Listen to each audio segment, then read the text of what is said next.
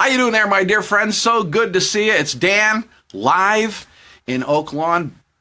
Beautiful, beautiful Oak Lawn, Illinois. Hey, I want to tell you a story, a quick story. This is the story of Joseph in 2 minutes. This is not Joseph who was the father, earthly father of Jesus.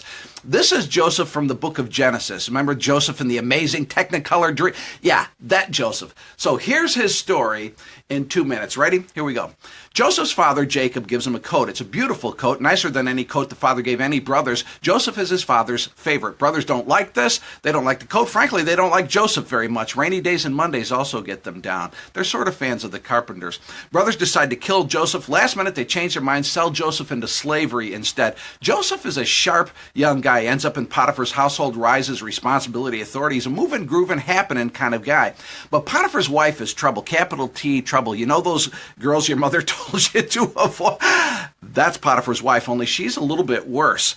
She acts like Joseph tried to put a move on her. He didn't. She put a move on him. He says, no, don't do this. She says, yes, let's do this. She gets Joseph in trouble. Joseph was innocent. Potiphar believes his wife. Potiphar loses Joseph, keeps the wife. Kind of a bad deal for Potiphar, really.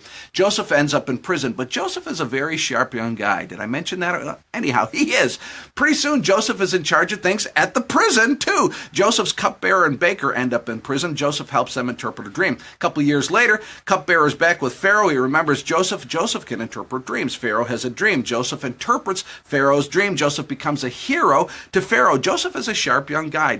Yeah, anyhow, he is. Pharaoh makes Joseph ruler of all of Egypt.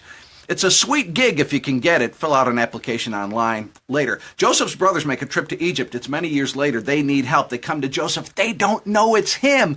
He knows it's them, but they don't know it's him. They think Joseph is dead. Joseph is alive, and their fate is now in his hands. Life can be funny that way. Finally, Joseph reveals himself. Brothers feel bad, also feel afraid. What's Joseph going to do to him? He could say, hey, remember that time you guys sold me into slavery? And well, I'm still ticked. But Joseph forgives. He says, what you guys intended for harm, God turned into something good. Everybody hugs and kisses. It's a happy ending to an amazing story. The story of Joseph helps us remember that God is so great. God is so incredible. He's so powerful that God can even make something good out of something bad.